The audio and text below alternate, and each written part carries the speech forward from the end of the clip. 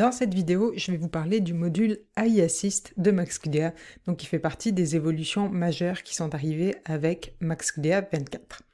J'avais fait une première vidéo de présentation d'AI Assist juste quelques temps après sa sortie. Donc cette vidéo d'aujourd'hui, c'est vraiment une mise à jour avec toutes les fonctionnalités d'AI Assist qui sont disponibles au début 2025. Donc, depuis MaxQDA 24, il y a maintenant des outils d'intelligence artificielle qui sont intégrés dans MaxQDA. Alors, AI Assist, c'est quoi? Donc c'est ça, c'est l'intégration de l'intelligence artificielle dans MaxQDA et dans vos analyses. Et c'est un outil qui peut vraiment vous simplifier votre travail de recherche en vous aidant avec différentes tâches. Donc AI Assist peut vous aider avec la transcription automatique, peut vous aider à faire des résumés, donc à résumer beaucoup de choses. Ça peut être des documents, des extraits de documents, des segments codés, tous les segments codés d'un code par exemple. Bref, ça peut vous aider à résumer beaucoup de choses différentes dans MaxQDA. Ça peut aussi vous aider avec la paraphrase, donc qui est une sorte de résumé dans MaxQDA. AI Assist peut aussi vous aider avec le codage. Ça, c'est une nouvelle fonction, donc c'est encore en version bêta à l'heure où je vous parle, mais ça devrait être finalisé bientôt. Et ça peut aussi vous aider en suggérant des codes et des sous-codes. Et oui, et finalement, il y a aussi une fonction qui s'appelle chat, donc qui permet de discuter avec vos documents et avec vos segments codés. Et donc, AI Assist dans MaxQDA peut être vraiment facilement localisé grâce à cette icône ici. Vous voyez cette icône-là. Chaque fois que vous voyez cette icône dans MaxQDA, c'est pour accéder aux outils d'AI Assist. Donc, par exemple, ici dans la barre d'outils en haut, vous voyez, on a maintenant un onglet spécifique pour AI Assist avec toute une série d'outils. Donc, la plupart des outils se retrouvent aussi ici. Vous l'avez aussi dans la barre d'outils du navigateur de documents et aussi dans beaucoup de menus contextuels, donc un peu partout dans MaxQDA. Vous voyez ici, menu contextuel d'un document, menu contextuel d'un code, et aussi, par exemple, sur du texte sélectionné. Vous voyez, vous l'avez ici. Donc, voilà, pour trouver cet outil, servez-vous de l'icône ici, vous allez voir, c'est un petit peu partout dans MaxQDA. À part pour l'outil de transcription qui, lui, est différent et qu'on trouve vraiment à des endroits spécifiques. Donc, il va y avoir différentes vidéos pour tous ces outils. Je vais faire 3 vidéos, en fait. Donc, une, ici, qu'on écoute en ce moment, de présentation générale. Une pour la transcription. Une pour tout ce qui est résumé et exploration de documents. Et une pour tout ce qui est lié au codage. Voilà, donc dans cette vidéo-ci, je vais vous expliquer rapidement comment fonctionne AI Assist, parce que c'est un add-on dans MaxQDA, ça fonctionne comme un module complémentaire, et aussi parce qu'il y a différentes options, donc gratuites et payantes. Donc il y a 2 versions d'AI Assist, c'est disponible en 2 versions, une gratuite et l'autre payante. La gratuite, elle est incluse dans votre licence, et il y a un nombre limité de requêtes quotidiennes.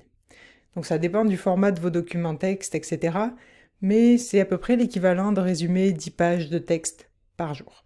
Donc ça, c'est gratuit, inclus dans la licence. La version premium, maintenant, donc qui est payante, vous pouvez vérifier les prix dans votre devise sur leur site web, mais en général, c'est quelque chose comme 10, 20 euros ou dollars US par mois, donc en fonction de votre catégorie de licence. Et là, avec cette option, vous avez un nombre illimité de requêtes par jour.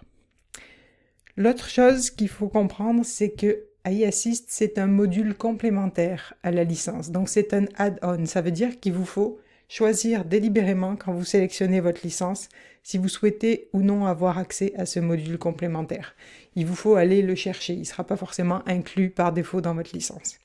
Donc, la raison principale pour laquelle il n'est pas inclus par défaut dans le logiciel, c'est vraiment simple. C'est que tout le monde ne souhaite pas ou ne peut pas utiliser l'intelligence artificielle pour ses recherches. Donc parfois, ça va être pour des raisons de politique de confidentialité des données, parce qu'en fait, pour utiliser AI Assist, vos données vont devoir quitter le stockage local et passer par un service de nuage, donc un cloud, pour le temps de l'analyse. Et il y a des institutions qui travaillent avec des données sensibles et qui n'autorisent pas leurs chercheurs à utiliser un cloud, un nuage.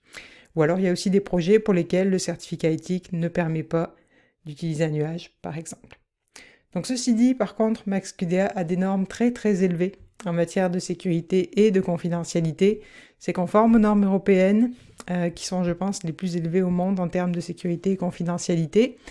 Et les données analysées sont vraiment supprimées après l'analyse et ne sont jamais utilisées à des fins d'apprentissage automatique. Donc si vous voulez plus de détails là-dessus, vous pouvez aller vérifier leur site web.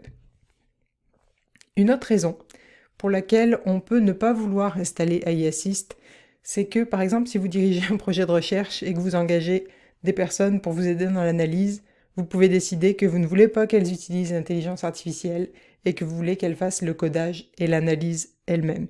Donc c'est une autre raison tout à fait valable de ne pas vouloir installer AI Assist.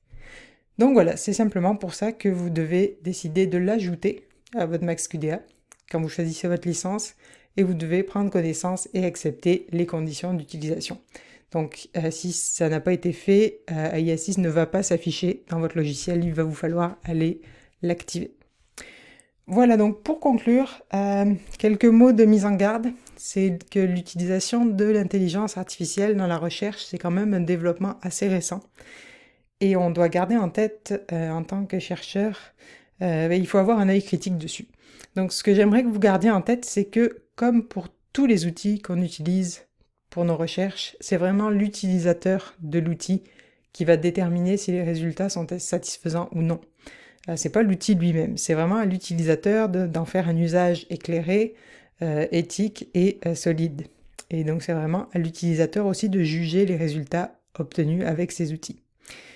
Donc en gros, c'est comme avoir un assistant de recherche. Donc oui, il va vous aider dans votre projet, mais c'est vraiment à vous de donner les bonnes instructions, les bons objectifs, et à la fin, c'est aussi à vous d'évaluer les résultats et de voir s'ils sont assez solides pour être utilisés dans votre projet.